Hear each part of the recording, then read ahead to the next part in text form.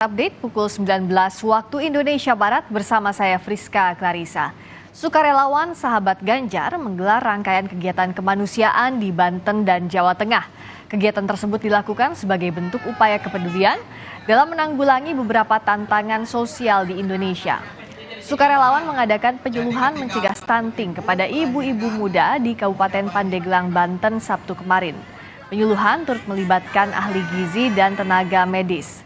Ketua DPC Sahabat Ganjar Kabupaten Pandeglang, Hajat Sudrajat menyatakan dengan kegiatan ini diharapkan ibu muda dapat lebih memahami keseimbangan gizi untuk mencegah stunting, sekaligus memperkenalkan sosok Ganjar Pranowo. Kegiatan penyuluhan ini pun disambut positif warga. Program bebas stunting yang dilakukan oleh grup atau tim Saga, baik dari DPW Provinsi Banten, DPC Kabupaten Pandeglang dari grup Sahabat Ganjar. Harapannya yang pertama, bebas stunting, program yang pertama, dan kedua memperkenalkan bahwa masyarakat Pak Ganjar Pranowo telah berada di tengah-tengah masyarakat Kabupaten Pandeglang.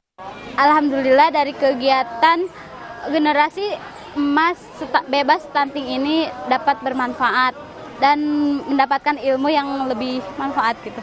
Harapan Pak Ganjar 2024 semoga makin maju, terus semangat terus, sukses jadi presiden dan bijaksana.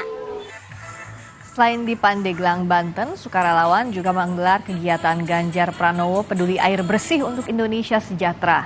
Kegiatan dilakukan dengan memberikan bantuan air bersih pada petani dan warga yang mengalami kekeringan di Blora, Jawa Tengah.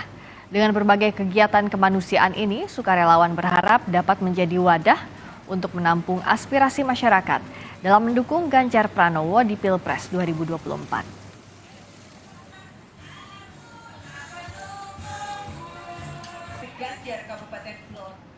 Demikian Kompas Update kali ini, kita jumpa di Sapa Indonesia Malam sesaat lagi. Saya Friska Clarissa, sampai jumpa. Kompas Update dipersembahkan oleh Morinaga.